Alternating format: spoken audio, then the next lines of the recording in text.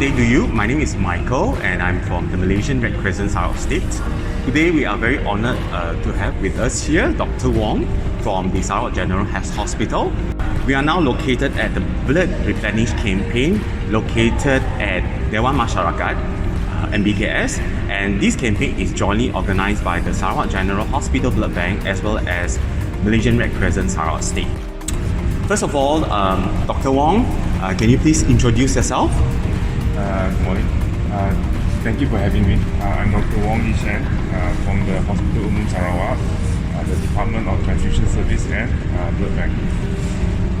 I'm a transfusion medicine specialist, currently still working in Hospital Umum Sarawak. Dr. Wong, what is this Blood Replenish campaign all about? Okay, since the beginning of the COVID-19 outbreak, and also when the MCO for Malaysia started on the 15th of March, there is a decrease of blood donation donors that comes to our blood bank to donate.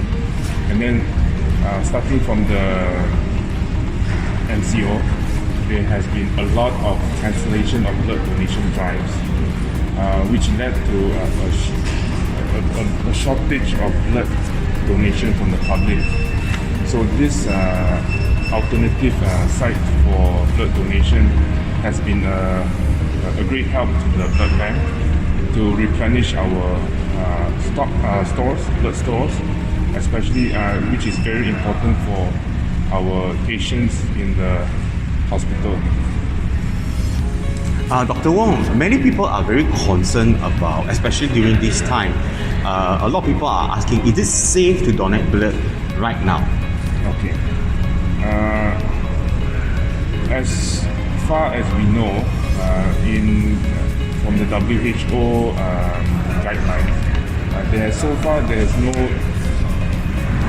no COVID-19 transmission during blood donation and also through blood transfusion. Having said that, the blood bank is not a treating department. That means we do not treat any COVID-19 patients. So the risk of having a donor having COVID-19 is quite low, because usually our blood donors are usually very healthy. They should not have any risk factors for COVID-19 because we do screen them at the counter before they actually step into the blood bank or any blood donation site. So relatively, it will be much safer. Okay, to donate blood. So it's actually very safe to donate blood right now. Safe to donate blood at our donation site. Okay. Yeah. So far, how is the response of the campaign? Okay, so in the beginning, on the 24th of March, the response was very good. But so far, currently we have seen that there is a decrease of blood donors turning up at this alternative site. However, we are still optimistic, and we do hope that our blood donors will be comfortable with this new place, and hopefully they will come. So far, from the 24th of March until the 31st of March, we have collected about 500 units of blood throughout during this period. So I find that this is very good, especially for our blood bank. And also I would like to thank the MRCS and also MBKS for actually collaborating with us to make this happen. Yes, I believe right now teamwork is very important to make everything successful right now. Now, Dr. Wong, can you please brief us what are the steps of blood donation? What is the process like? Okay, the blood donation process, usually when the donor comes to our alternatives, this blood replenishment program at this alternative site, before they step into the what we call the area to donate blood, they will be screened at the counter for temperature, any history of travel out of Sarawak, or if they any close contact, history of close contact with any COVID-19 patients.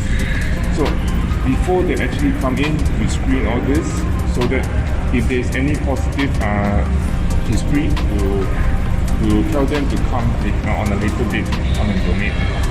So far, those who actually come in, we screen through.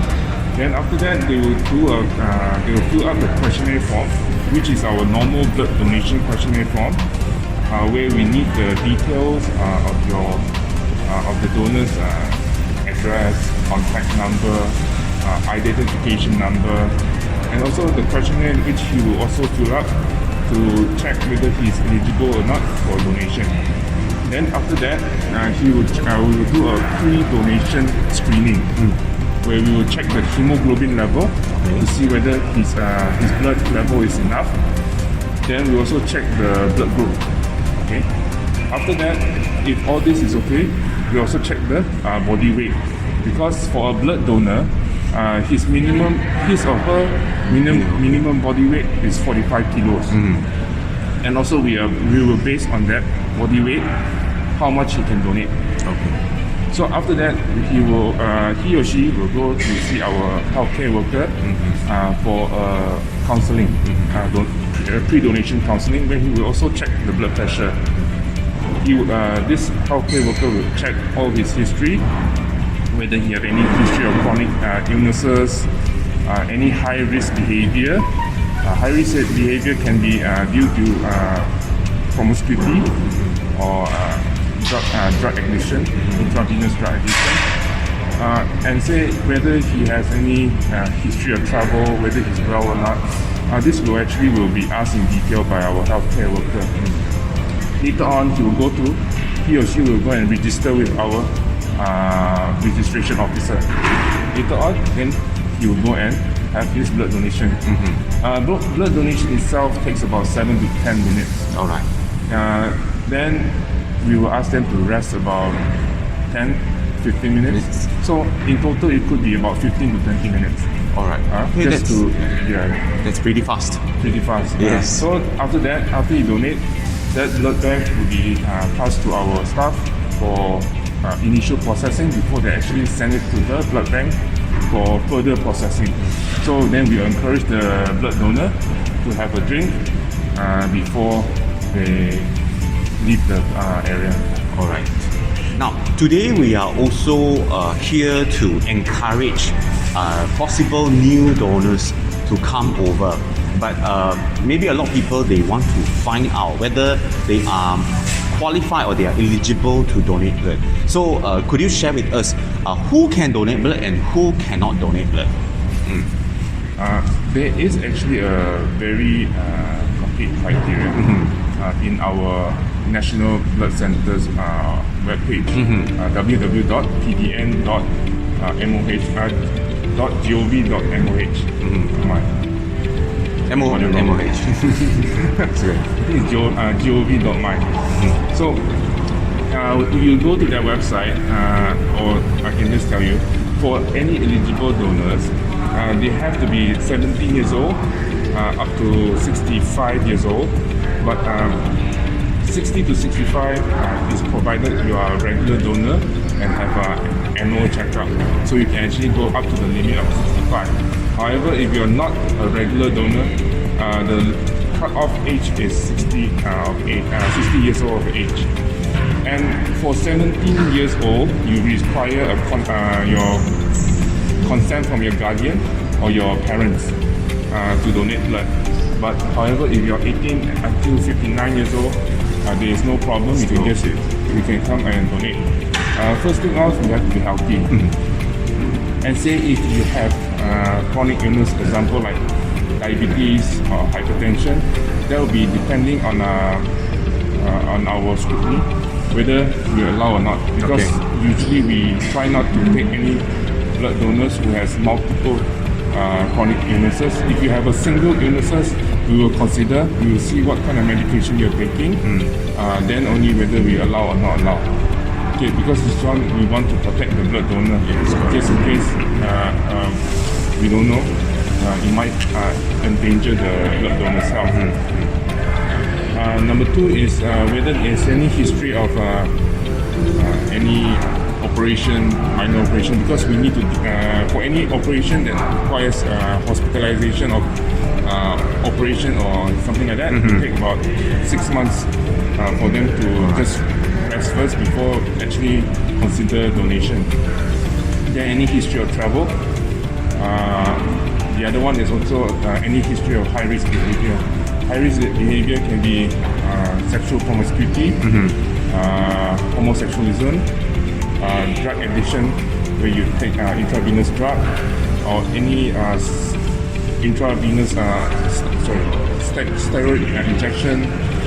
Can be even steroid is not allowed. For anabolic steroid, we don't encourage for blood donation. With that, if everything is okay, and then the donors is allowed to donate. Of course, there's also other things like family history, whether he got family members with hepatitis B, hepatitis C. That one, of course, we will decide during the counseling, because we need to see how what is the proximity for the family member, how is he staying in the same house, and then whether any history of mental illness in the family, or the donor himself for any mental illness. We do not encourage to donate blood. Okay, that's very clear cut. And also a lot of people they want to know how much blood will be taken at each time. Okay, for any donors, we will always check the body weight. You have to be at least 45 kilos. But 45 to 54 kilos, we will consider 350 milliliters of blood. But depends on some individual. If they're already very regular, they may actually be donating 450. But that depends. That is a bit rare. But we will usually follow the weight. So 45 to 54 is about 350. Any 55 kilos and above, we take 450 milliliters of blood. Alright, so that's not too much that the donors won't be able to take it. No. This is less than 15% blood loss that we actually, for normal people, it's less than 5%. So let's say after the blood donation, what does the donor need to do before he or she leaves this place? Actually, before he donates, he has to have a light meal. Okay, then after he donates, he has to have some drink, and make sure that he is feeling well. That means he doesn't feel dizzy or feel light headedness. Then if they have all these symptoms, we ask them to rest for a while, drink more water, plenty of water. Then when they leave, we encourage them not to do any strenuous exercises within 24 hours. No running, no jogging, no heavy lifting for that arm that you donated. Yes. And of course, when you finish donation, we encourage the donors to compress the place that they have actually done the bleeding. Because sometimes you don't compress long enough, there may be some slight bruising. Yes. But in rare cases, it may cause swelling. We call it a hematoma. So we try to avoid that. We ask the donor to compress at least 2 minutes. Then after a while, you should be fine. They may cause a bit of slight bruising, but that one will disappear in about 1 or 2 weeks. 1 or 2 weeks, yeah? Yeah. Okay, cool. So how often can one actually donate blood? Okay, we can actually donate every 3 months. So in a year, we can donate about 4 times. That is for normal whole blood donation. So far, if say you are called to go for apheresis blood donation, it can be up to 2 weeks to 4 weeks each time. Yeah. Okay. Now, is there any advice for first-time donor? Any encouragement for them to come forward? Okay. When you donate blood, you are actually helping 3 people, because 1 packet of blood can actually be processed into 3 types of blood component. One whole blood, that's what any blood donors who donate will be processed into red cell. We call it packed red cells. That one itself is for patients with could be transfusion dependent. We call it thalassemia patients, where their red cells is always low, so they need a blood transfusion. Or patients with leukemia, cancer, any diseases that involve the bone marrow, where they because our red cells is from the bone marrow. So if there's some the bone marrow is not working properly, so the red cell doesn't get produced. So all these red cells will go to this type of patient. And then if patients like who bled, maybe during in accidents or childbirth, this will actually go to them. Okay. Then the other component is platelet concentrate. Okay, platelet concentrate is important also for many reasons. One reason is because people with low platelet, they may bleed spontaneously, or if they have a major accident where they bleed a lot, they need the platelet to stop the bleeding also.